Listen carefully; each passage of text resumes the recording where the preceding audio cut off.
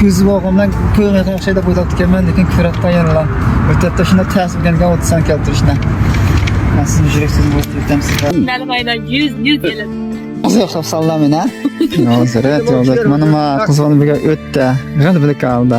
Rahmet benim sınav arqılab etdim. Do'stlar, bugun shu 2 nafar o'quvchimiz chiqib, ishlaylar imtihonni to'liq o'tab chiqibdi. Men o'quvchimizdan qolsa tosh qolgandan kelgan. Ishdan boshqa imtihon berib, o'tolmay bizning o'quvchimiz ketgan shu jarayonda hamda kim kelgan to'liqlab o'tdan shunda ama.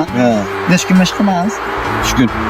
3 kunlik mashq qilib, mana shu mashqning orqa 3 kun mashinada, 3 kun imtihon mashinasida 4 soat mashinada o'za. 4 soat mashinada o'tdi. Mana shu vizdom bilan. Ba'zi degan yo'q so'zingiz ama. İmtihan yaxshi bo'lsa, imtihan bermoqchi bo'lsanglar shu o'tilib, sen Cemal'im desanglar. Çatak yok. Aytarim ekan. O'tadi. Boshqa bolalarga kelsanlar, mushbaldak o'tsinlar mana. O'quvchimiz ham ma'lumotdan. Bilmadim. Ma o'quvchimiz ham vizdimlar o'tdi.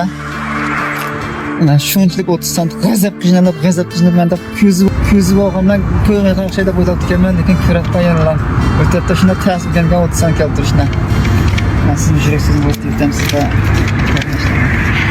Kardeşler, imtihanını ötemesem Hüseyin'den benim izlama bekmeler yüzürken bu benim. Kolumuzu vurup durup. Sizdeydi. Rahmet silik benim. Endi bu meshqda o'zingni bo'lsa, qancha qishdan qolmoqman. Shu chin tutmasa o'tamaysiz.